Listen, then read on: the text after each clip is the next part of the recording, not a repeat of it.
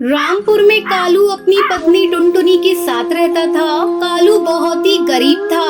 वो मजदूरी करता था और टुनटुनी पक्षियों के घरों में काम करती थी। उनके 2 बच्चे थे। एक दिन कालू को वो बीमार पड़ जाता है। कई दिन बीत जाने के बाद भी कालू की तबीयत में कोई सुधार नहीं होता। टूनी के पिताजी, मैं कहती हूँ किसी डॉक्टर के दिखा लो। कई दिन हो गए हैं, तुम्हारी तबीयत में कोई सुधार नहीं हो रहा है। मेरा जी बहुत घबरा रहा है। अगर तुम्हें कुछ हो गया तो मेरा और बच्चों का क्या होगा?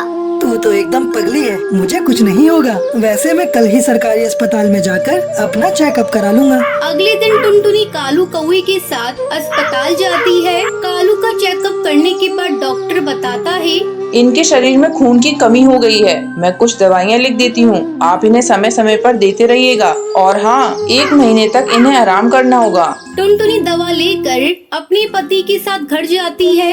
टुनटुनी, ये दवाइयाँ तो बहुत महंगी लग रही हैं। इतने पैसे तुम्हारे पास कहाँ से आए? तुम ठीक कह रहे हो, ये दवाइयाँ बहुत महंगी है। इतने पैसे तो मेरे पास थे नहीं, इसलिए मैंने अपना मंगलसूत्र दुकानदार के पास गिरवी रख दिया है। जब पैसे आ जाएंगे तो मैं उसे छुड़ा लूंगी। अब तुम आराम करो, तब तक मैं भोजन बना लेती हूँ। माँ, मैंने भोजन बना दिया है, तुम पिताजी को खिला दो। ये तूने बहुत अच्छा किया टूनी। जा जल्दी से पिताजी के लिए भोजन लेकर आ। टूनी भोजन लाने रसोई में चली जाती है। तभी टुनटुनी की छोटी बेटी उससे पूछती है, माँ, पिताजी को क्या हुआ है? कुछ नहीं बेटा, तेरे पिताजी के शरीर में खून की कमी है। वो जल्दी ही ठीक हो जाएंगे, तो परेशान मत हो। टुनटुनी कालू कौवे को भोजन करा के दवा देती है। अब तुम आराम करो जी, डॉक्टर ने तुम्हें आराम करने को बोला है। इस तरह कुछ दिन गुजर जाते हैं। टुनटुनी काम पर भी नहीं जा रही थी। उसका सारा समय कालू की देखभाल में ही निकल जाता था। कालू की तबीयत लगातार बिगड़ती ही जा रही थी और एक दिन उसकी मौत हो जाती है।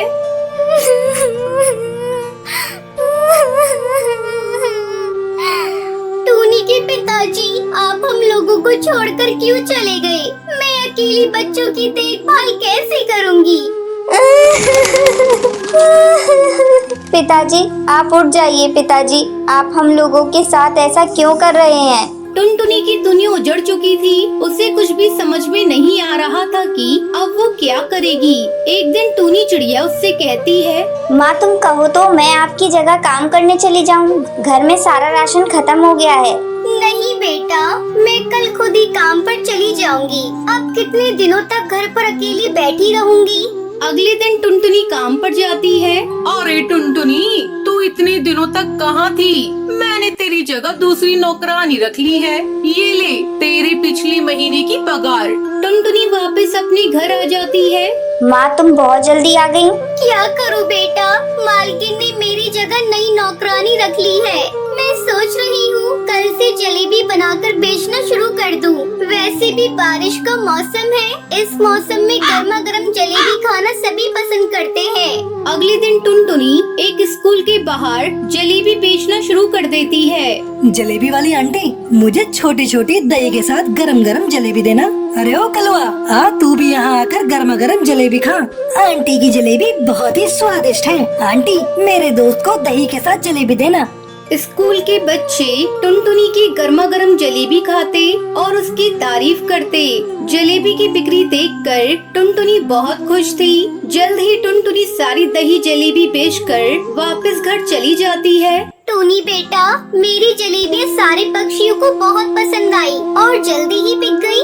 माँ, ऐसा करती हूँ, मैं भी कल से आपके साथ चलूंगी। नहीं बेटा, तुझे मेरे साथ जाने की कोई जरूरत नहीं। तू अपनी और अपनी बहन की पढ़ाई पर ध्यान दे। कल से तुम लोग फिर से स्कूल जाना शुरू कर दो। इस तरह टुनटुनी चिड़िया जलेबी बेचकर अपना और अपनी बेटियों का पेट पालने लगी और खुशी खुशी रहने लगी। विलासपुर के गांव में टुनटुनी नाम की चिड़िया अपने पिता के साथ रहती थी। टुनटुनी चिड़िया की माँ का बचपन में ही देहांत हो गया था। तभी से उसके पिता ने उसकी देखभाल की। टुनटुनी के पिता टुन्नू चिड़ा विलासपुर में रंगीन पानीपुरी के नाम से मशहूर थे। उनकी बनाई रंगीन पानीपुरी विलासपुर और आसपास के जंगल में बहुत मशहूर मशहूर थी। एक दिन बाबा लाओ मैं आपकी मदद करती हूँ, आप तब तक नाश्ता कर लो। बिटिया, हींग वाला और पुदीने वाला पानी आज मैंने ज्यादा बनाया है। कुछ पक्षी पुदीने वाला और हींग वाला पानी बहुत पसंद करते हैं। कल दूसरे जंगल से कुछ पक्षी पानी पूरी खाने आए थे तो पानी कम पड़ गया था। उन्हें किसी ने बता दिया होगा कि मैं रंगीन पानी पूरी बनाता हूँ। बिटिया, काम में ईमानदारी बहुत जरूरी है। चल, अब मैंने रोटी खा ली है। ठीक है बाबा, मैं शाम की चाय बनाकर ले आऊंगी। टुन्नू चिड़ा रोजाना ही अपना रंगीन पानी पूरी का ठेला लेकर गांव के चौक पर खड़ा होता था। बस ठेला लगाकर खड़े होने की देर होती थी कि पक्षियों की भीड़ लगनी शुरू हो जाती थी। अरे भैया, मुझे मीठी पानी पूरी खिलाना, और हाँ, लाल हरी पीली नीली हर स्वाद की पानी पूरी खिला दो भैया। अरे टूनी, चलना रंगीन पानी पूरी खाते हैं। अरे टुन्नू जी, हम दोनों को खट्टी पानी पूरी खिलाना। टुन्नू जी, मैं जब भी आपके यहाँ आती हूँ ये रंगीन पानी पूरी जरूर खाकर जाती हूँ।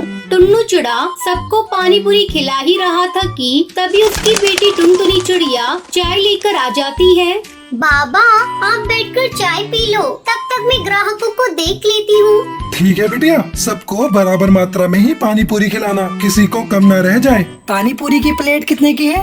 जी 10 रुपए की है। अरे ऐसी रंगीन पानी पूरी तो मैंने आज तक नहीं देखी। ये तो बहुत ही अलग है, लाल नीली हरी पीली। ये रंगीन पानी पूरी तो दिखने में भी बहुत कमाल की है। अरे वाह, ये तो स्वाद में भी बहुत बढ़िया है। मुझे एक प्लेट और दीजिएगा।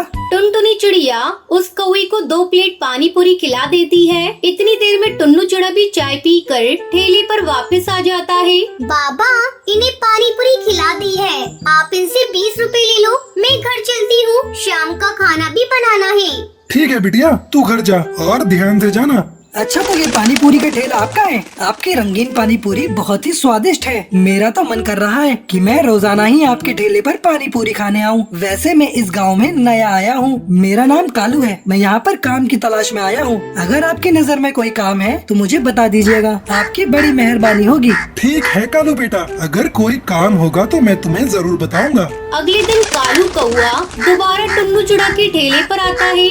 नमस्ते, आपने कहीं मेरे लिए बात की थी?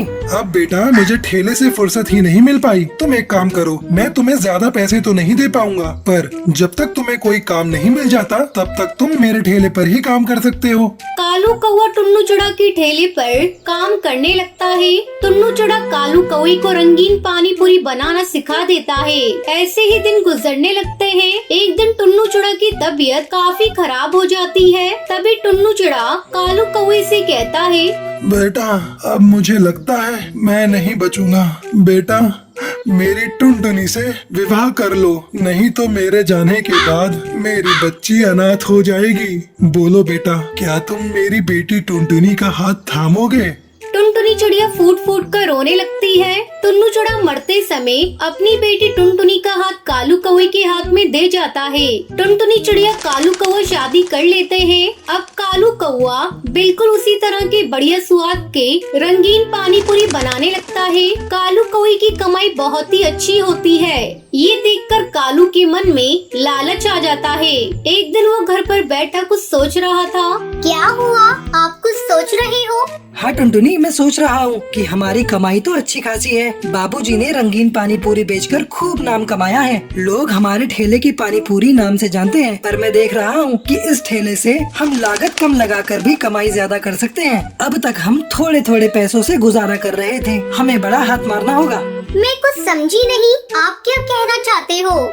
देखो टुनटुनी, हम अपनी रंगीन पानी पूरी के लिए आटा बहुत महंगा लेते हैं। सबसे पहले तो हमें सस्ता आटा खरीदना होगा। उसके अलावा हम पानी में मसाले ज्यादा की जगह कम डालना शुरू करेंगे, और पानी पूरी को तलने के लिए ज्यादा बढ़िया तेल खरीदने की भी जरूरत नहीं है। हम सस्ते तेल से भी बढ़िया पानी पूरी तैयार कर सकते हैं। ग्राहक को तो सिर्फ रंगीन पानी पूरी खाने से मतलब है, देखने में रंगीन हो बस।